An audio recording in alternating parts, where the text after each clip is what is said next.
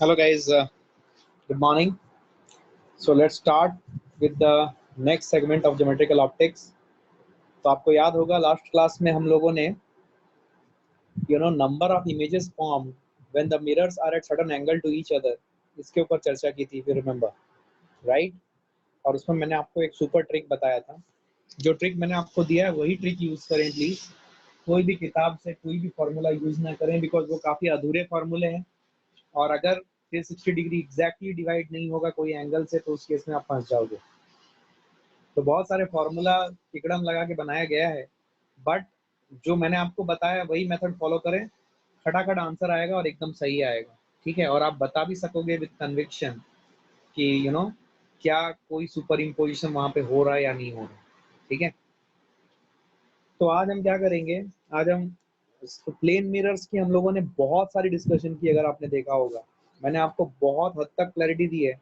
अगर आपको अगर आप देखोगे कि इतने ज्यादा क्वेश्चंस भी अवेलेबल नहीं है लिविंग असाइड कॉम्पिटिटिव के बुक्स, तो अगर आपके पास सिंगेज की बुक अवेलेबल है तो आप सिंगेज की बुक से ये सब सवाल बना सकते हो, आपको मिलेंगे ऐसे सवाल. एचसी वर्मा में भी इस टॉपिक के ऊपर उतना ज्यादा डेल्ट नहीं हुआ है.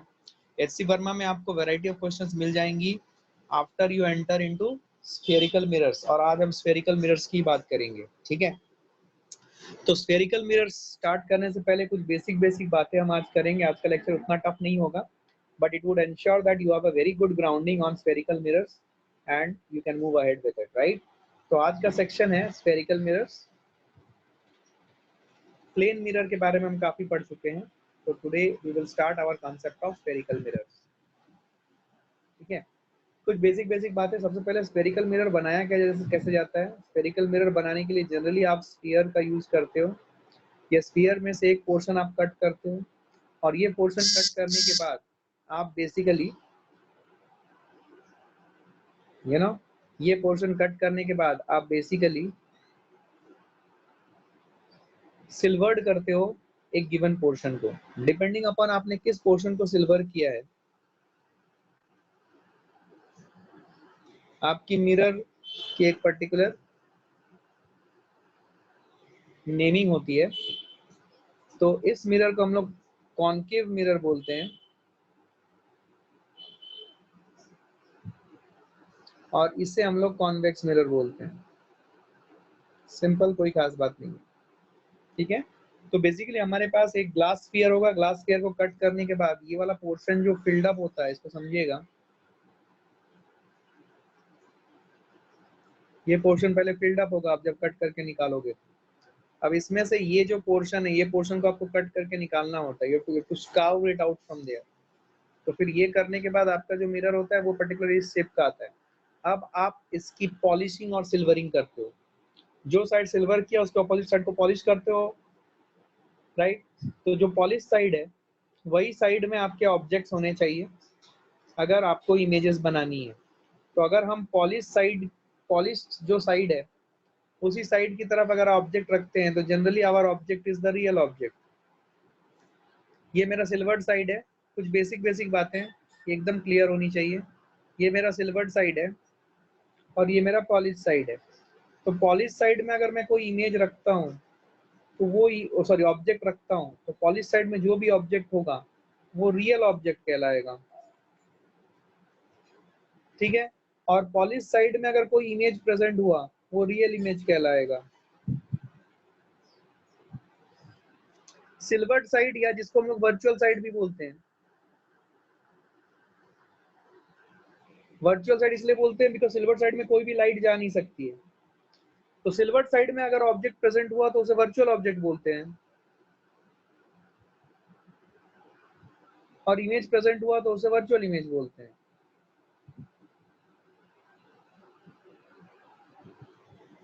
ठीक है, सिमिलरली अगर हम कॉन्वेक्स मिरर की बात करें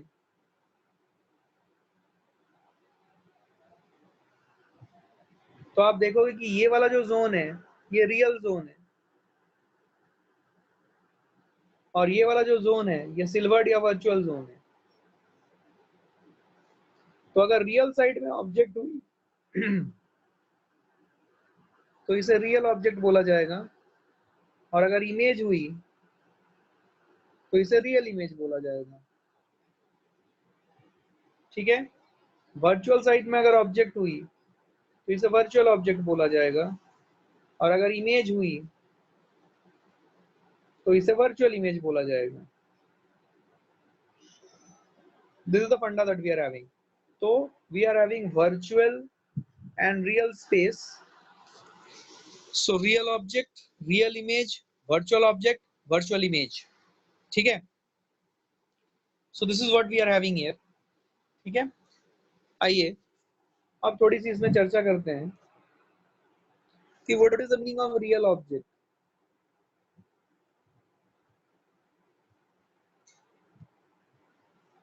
देखिए, ऑब्जेक्ट जो है वो हमेशा लिंक्ड होती है इंसिडेंट रेज से। अब इंसिडेंट रेज कहाँ पे आती है? इंसिडेंट रेज हमेशा मिरर पे गिरती है। तो जो इंसिडेंट रे मिरर पे गिर रही है, वो इंसिडेंट रे को देख के ही आप ऑब्जेक्ट की लोकेशन निकाल सकते हैं। तो अगर इंसिडेंट रेज के साथ दो चीजें होंगी।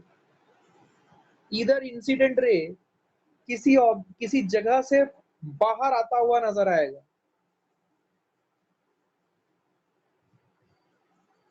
किसी जगह से या किसी पॉइंट से डाइवर्ज करता हुआ नजर आएगा, डाइवर्ज या बाहर आता हुआ, या फिर किसी पॉइंट पे कन्वर्ज करता हुआ नजर आएगा।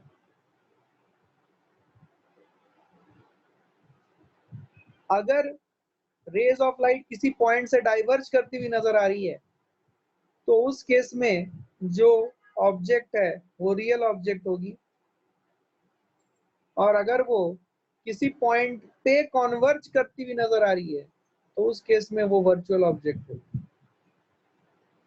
मतलब ऐसा समझते हैं, देखिए ध्यान से। सपोज हमारे पास एक प्लेन मिरर है, मैं सभी की एग्जांपल दे रहा हूँ। सपोज हमारे पास एक प्लेन मिरर है, मान लो एक ऑब्जेक्ट है यहाँ पे कहीं पे, ये रेज ऑफ लाइट आई ऑब्जेक्ट से, ये रेज ऑफ लाइट आई ऐसे, तो ये रेज ऑफ लाइट किसी जगह से डाइवर्ज करता हुआ नजर आ रहा है, तो ये जो ऑब्जेक्ट है ये रियल ऑब्जेक्ट है। ऑन द कॉन्ट्ररी, अगर मैं ऐसा करूं,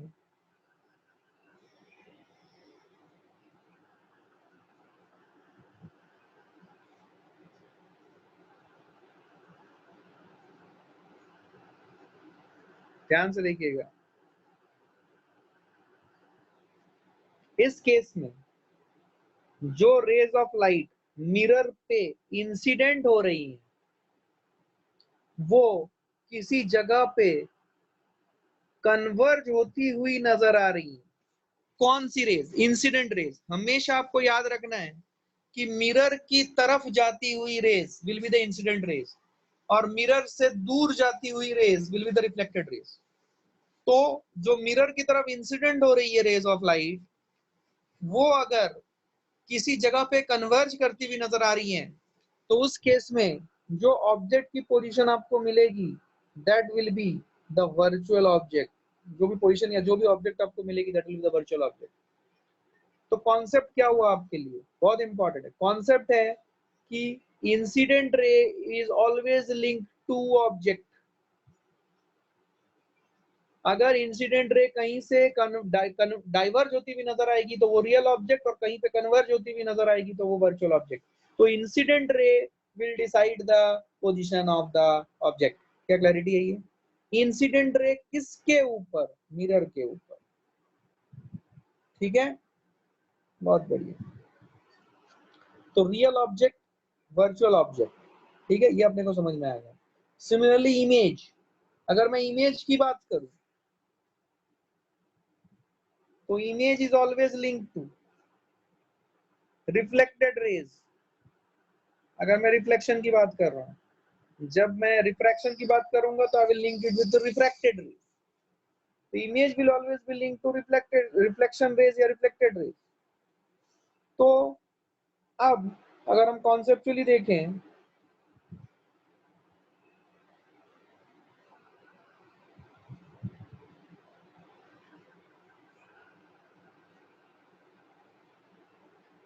ठीक है। तो रिफ्लेक्ट होने के बाद अगर रेज ऑफ लाइट कहीं पे असलियत में मिले तो वो इमेज होता है रियल इमेज। रिफ्लेक्ट करने के बाद याद रखना, क्योंकि image is always connected to reflected ray. और अगर रिफ्लेक्ट करने के बाद रेज ऑफ लाइट ऐसे आई कि वो ऐसे रिफ्लेक्ट की और ऐसे रिफ्लेक्ट की, कर सकती है, बिल्कुल कर सकती है। मान लो रेज ऑफ लाइट ऐसे आई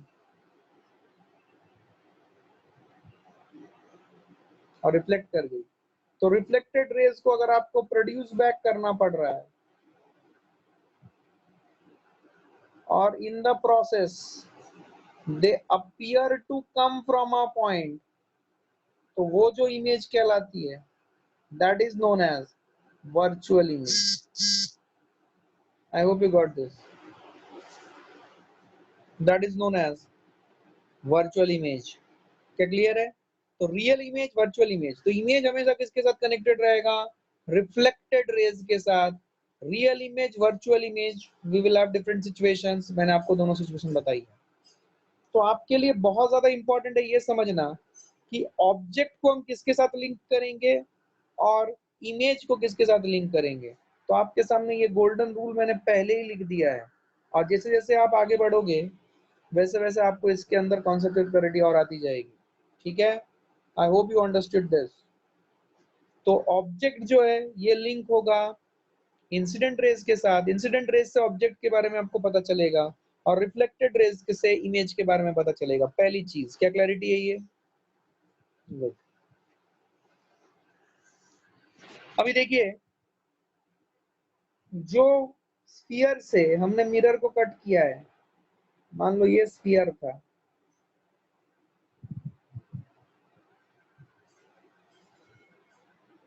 ये स्फीयर से हमने मिरर को कट किया। Suppose this is the mirror.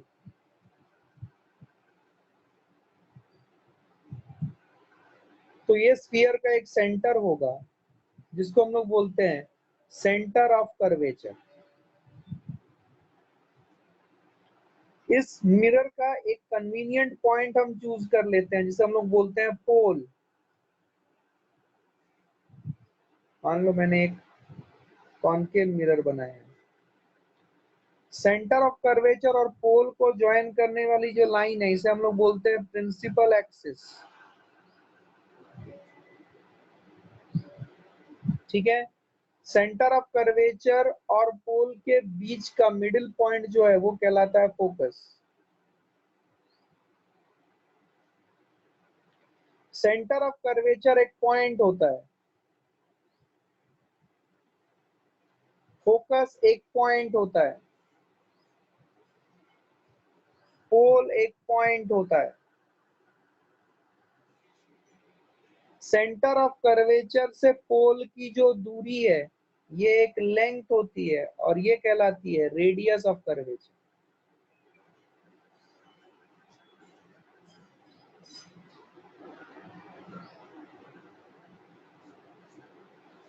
Focus से पोल की जो दूरी होती है ये भी एक लेंथ होती है और ये कहलाती है फोकल लेंथ।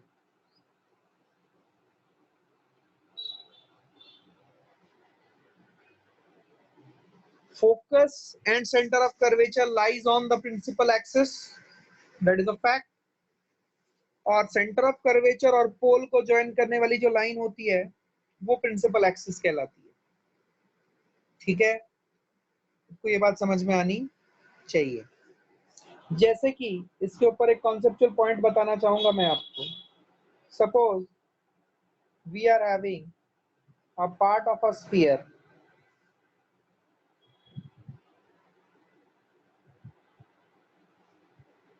तो ये एक डायामीटर हो गया, ये सेंटर है, ये सेंटर है मान लो। तो यहां पे मैं एक मिरर लेता हूं, तो इस मिरर का प्रिंसिपल एक्सिस ये है, ये वाली लाइन। और अगर मैं एक मिरर ये डायमीटर लेता हूं, अगर मैं एक मिरर यहां बनाता हूं तो उस केस में, ठीक है, ये मेरा प्रिंसिपल एक्सिस होगा, मेरा सेंटर ऑफ कर्वेचर इन दोनों मिरर के लिए सेम पॉइंट होगा, बट मेरी फोकस और फोकल लेंथ कॉरेस्पॉन्डिंगली बदल जाएगी, फोकस के पॉइंट्स बदल जाएंगे, फोकल लेंथ चेंज नहीं होगा इस सेटअप के लिए, बट मेरे पास दो डिफरेंट फोकस होंगे। For this mirror I have one focus and for this mirror I have another focus. I hope you are getting. ठीक है, सो इस तरीके से आप अलग अलग पोर्शन ऑफ द मिरर को सेटअप कर सकते हो। इसके ऊपर बहुत अच्छे अच्छे सवाल बनते हैं, बाद में हम लोग देखेंगे, उसके ऊपर बात करेंगे, बट ये कुछ बेसिक बात है। ठीक है, अच्छा, एक रिलेशनशिप जो हमेशा वैलिड होता है वो होता है फोकस या focal length is equal to r/2।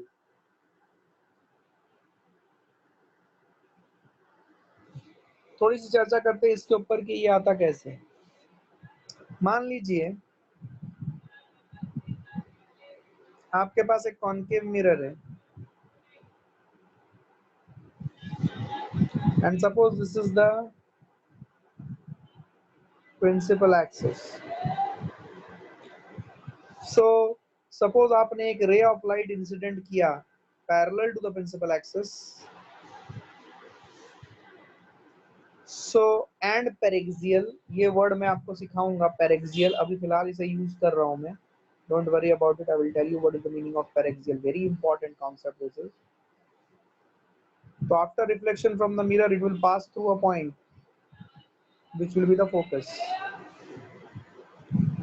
अभी अगर आप देखोगे ये जहां पे हिट किया वहां पे आप एक छोटा सा मिरर अपने लिए कंसीडर कर सकते हो, छोटा सा मिरर, छोटा सा, यहाँ पे स्मॉल मिरर, बहुत छोटा सा एक मिरर आप कंसीडर कर सकते हो।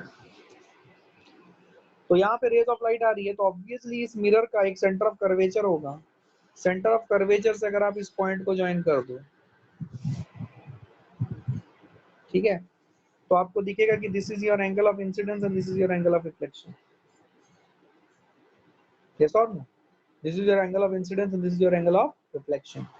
तो अगर आप देखोगे ये जो है, ये जो लेंथ है, this length is your radius of curvature r and this length is your f, ये जो है ये आपका फोकल लेंथ f। तो अभी हम क्या करेंगे, let us say that this angle is theta, then this angle is also theta and this angle is also theta. I hope you are understanding this. This is center of curvature, this is focus and this is some point P.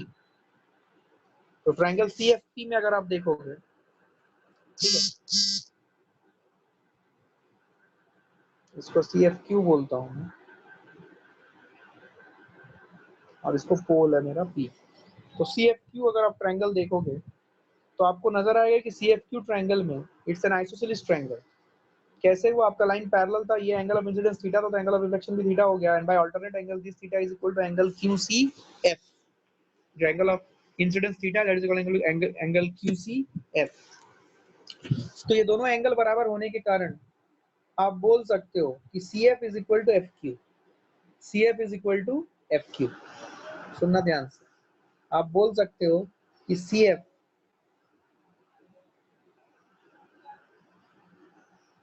is equal to FQ, but because rays paraxial है, ठीक है, because rays paraxial है, because of paraxial condition, आपको बता दिया जाएगा ये paraxial क्या होता है, फिलहाल आप इसे नोट करें।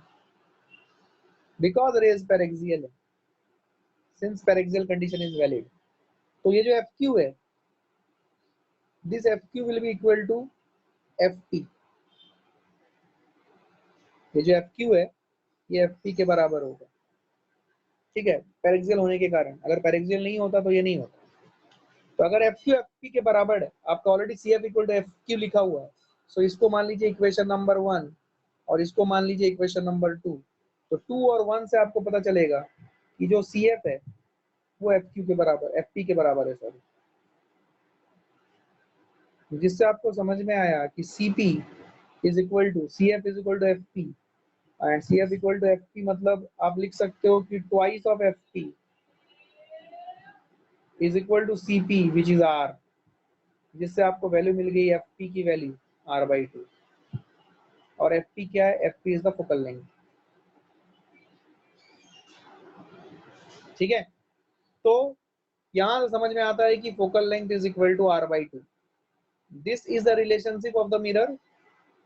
ये मिरर के ऊपर डिपेंड करता है, क्योंकि मिरर कैसा है वो डिसाइड करता है कि रेडियस ऑफ कर्वेचर क्या होगा।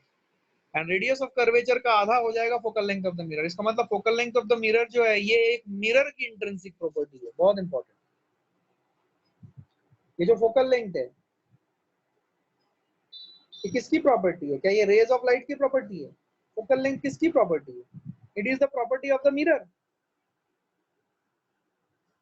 It is the property of the mirror and is not the property of any ray of light. It is the property of the mirror because हमने focal length निकाला था r/2 और r radius of curvature of the mirror है, तो it's a focal length is a hardcore property of the mirror, ठीक है, and not of any rays of light। ठीक है, अभी देखिए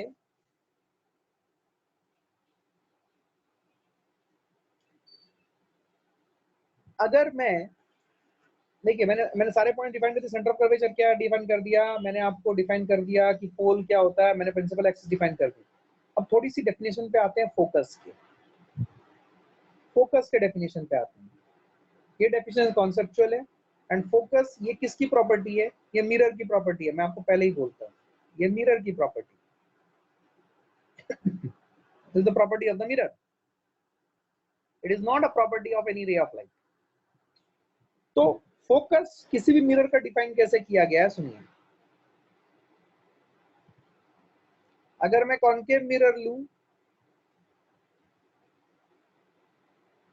और मैं एक रे ऑफ लाइट भेजूं parallel to the principal axis and paraxial, then after reflection from the mirror it passes through a point on the principal axis and that point is known as focus and this is known as the second principal focus। नहीं sorry, this is not focus, sorry second principal focus नहीं, वो तो lens के case में आता है। Sorry, this is known as focus. Mirror में एक ही फोकस होता है, लेंस में दो फोकाई होते हैं, अगर आपको याद होगा बेसिक टाइम तक। तो जो फोकस है ये मिरर की प्रॉपर्टी है। और फोकस की डेफिनेशन क्या है कि अगर मैं rays of light parallel to the principal axis भेजूं, अगर मैं rays of light parallel to the principal axis भेजूं, पैरेलल टू प्रिंसिपल एक्सिस पहला, और दूसरा मैं अगर उसे पेरेक्सियल भेजूं, तो after reflection from the mirror it will pass through a point on the principal axis and that point will be known as the focus। I hope you got this। that point will be known as the focus, right।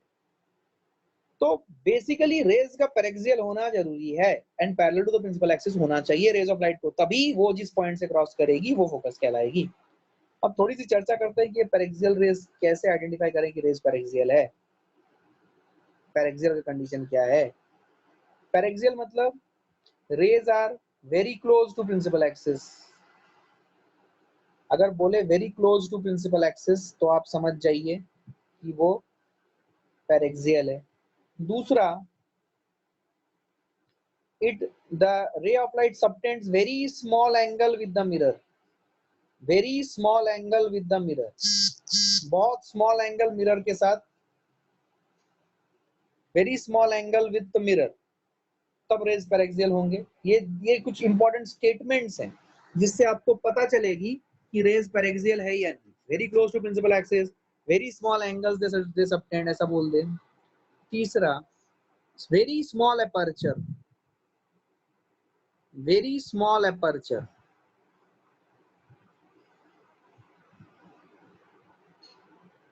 ठीक है। Aperture मतलब mirror काफी small है। Aperture कैसे decide करते हैं? Aperture की radius, aperture की डायमीटर कैसे डिसाइड करते हैं? मिरर के एंड पॉइंट्स को ज्वाइन कर देते हैं और ज्वाइन करने के बाद उसकी जो लेंथ होती है वो होती है अपर्चर की डायमीटर, वो होती है अपर्चर की डायमीटर। वो बेसिकली एक स्मॉल सर्कल होता है जिसके ऊपर रेज ऑफ लाइट आके हिट करे। तो बिकॉज ये जो भी मिरर बनाते हैं वो एक स्फीयर का पार्ट होता है, तो वो जो छोटा सा सर्कल का डायमीटर है that is known as the aperture या अपर्चर डायमीटर, राइट। थोड़ा सा इसको समझाऊंगा और अच्छे से। तो अभी पहले समझ जाइए कि पैरेक्सियल का मतलब क्या है। पैरेक्सियल मतलब very close to principal axis, rays of light is very close to principal axis, या फिर बोला जाए कि it subtends very small angle, angle of incidence and angle of reflection both are very very small. दूसरा, aperture is very very small. ऐसा अगर बोला रहे, ये तीन स्टेटमेंट अगर रहे, तो आप समझ जाइए कि रेज पैरेक्सियल है। इसके अलावा अगर कुछ भी ना बोला रहे, अगर रेज ऑफ लाइट के बारे में कुछ भी ना बोला रहे, तब भी आप उसे क्या मानोगे? पैरेक्सियल मानोगे। तो पैरेक्सियल मानने के लिए ये चार कंडीशन। पहला, सबसे इंपॉर्टेंट, कुछ भी ना बोला रहे रेज ऑफ लाइट के बारे में कि रेज ऑफ लाइट कैसे आ रही है, उसकी दूरी कितनी है, कुछ भी ना बोला रहे, तो आप क्या मानोगे? पैरेक्सियल।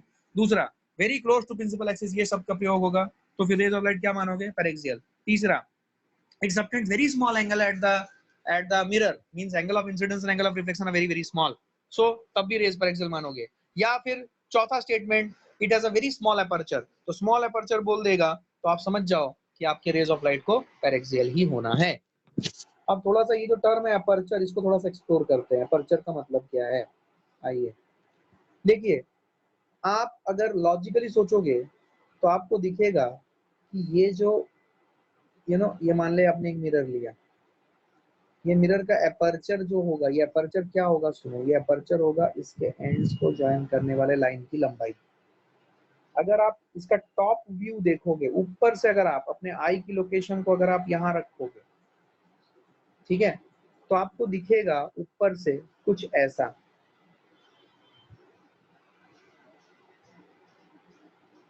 आपको बेसिकली एक सर्कल नजर आएगी,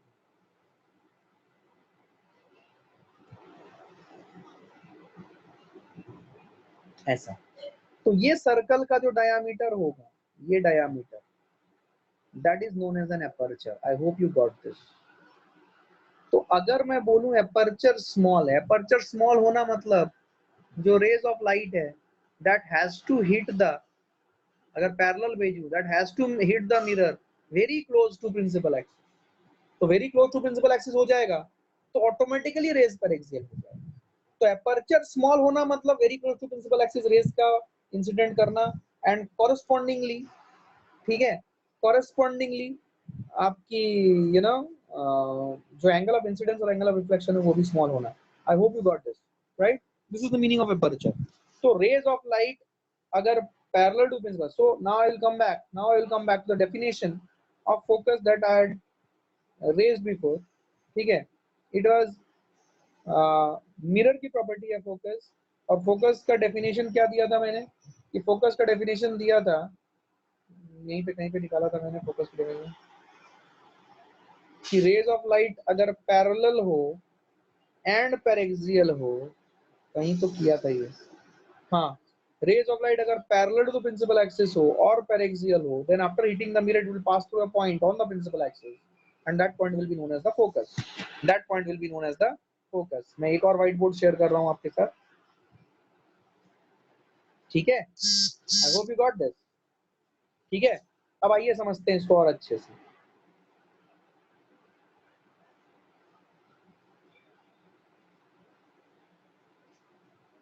Suppose we are having a mirror like this and rays of light are coming and hitting the mirror. After reflection from the mirror, it will pass through a point. थोड़ा सा हम इसको logically समझते हैं।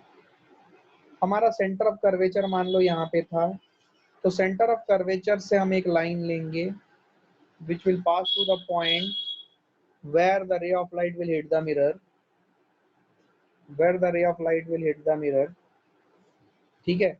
तो आप देखोगे कि ये जो इंसिडेंस है, पॉइंट, इंसिडेंस पॉइंट है ये वाला, ठीक है, वहां से रेज ऑफ लाइट रिफ्लेक्ट की, रेज ऑफ लाइट रिफ्लेक्ट करेगी, तो मान लो एंगल ऑफ इंसिडेंस थीटा है, तो एंगल ऑफ रिफ्लेक्शन भी थीटा होगा, वी नो दिस। तो रेज ऑफ लाइट रिफ्लेक्ट करने के बाद एक पॉइंट से गुजरी, अब ये पॉइंट फोकस है या नहीं है, इसमें बच्चा कंफ्यूज हो सकता है। तो डेफिनेशन पे जाइए फोकस का। फोकस मिरर की प्रॉपर्टी है, और फोकस का डेफिनेशन तब वैलिड होता है जब हम रेज ऑफ लाइट को parallel to the principal axis भेजें और पैरेक्सियल भेजें। तो पैरेक्सियल मतलब theta has to be small, angle of incidence angle of reflection has to be small, this is what is the understanding. तो अब हम क्या करते हैं कि ये थीटा, तो ये भी थीटा हमें पता है, हमने इससे पहले F equal to R by two के प्रूफ में भी ये देख लिया था, ये थीटा है।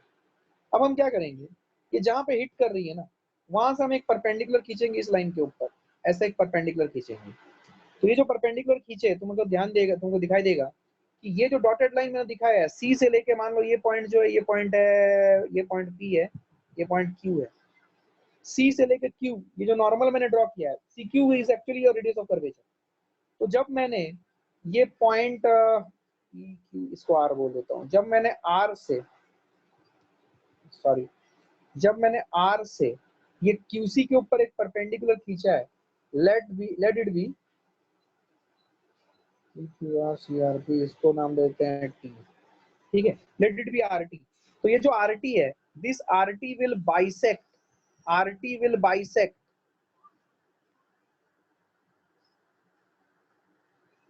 RT will bisect QC, RT will bisect QC मतलब कि TC is equal to TQ।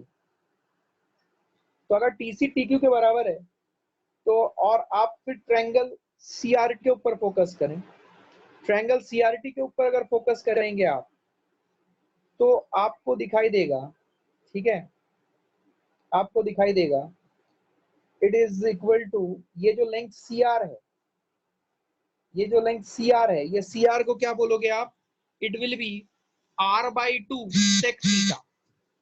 CR will be, sorry, yes, CR will be R/2 sec theta, ठीक है। cos theta is equal to base upon hypotenuse, मैं यहाँ पे लिखता हूँ cos theta, मैं किस ट्रायंगल में देख रहा हूँ वो भी लिख देता हूँ, ट्रायंगल CTR, ट्रायंगल CTR में cos theta will be equal to base which is equal to CT, CT will be R/2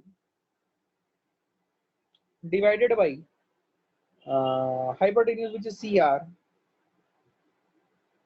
जिससे हमें ये समझ में आया कि CR की जो वैल्यू है वो है R/2 और नीचे cos थीटा है, तो it will be R/2 sec theta. अब हमें पता है कि मिरर का F is equal to R/2 होता है, तो CR की जो वैल्यू है, क्या उसे मैं F sec थीटा बोल सकता हूँ। I hope you understood this. CR is equal to F sec theta, ठीक है, सही किया मैंने। R/2, F is equal to R/2 होता है, ठीक है। तो CR जो है, CR की वैल्यू आ गई F sec थीटा, ठीक है। तो ये जो RP है, ये RP, ये इसकी वैल्यू कितनी होगी,